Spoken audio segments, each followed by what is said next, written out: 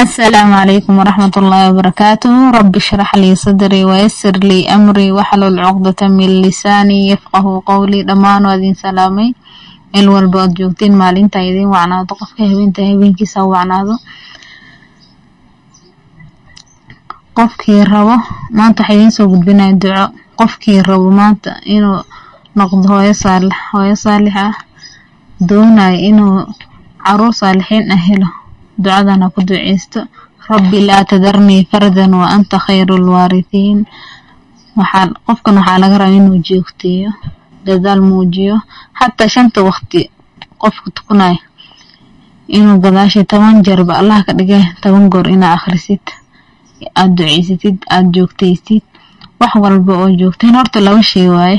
mid waxaa jirta oo Ilaahay kuu qoraayo oo aad helaysid, midna waxaa waaye dadaal aad muujinaysid aad ku helaysid.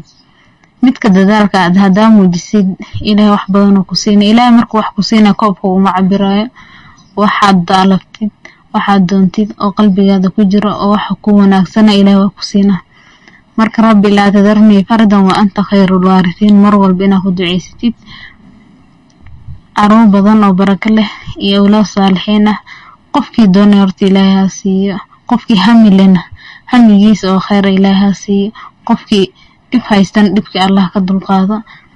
marka ducada sayid ku duceyso. waan idin salaamay. Assalaamu calaykum waraxmatullaahi wabarakaatuh.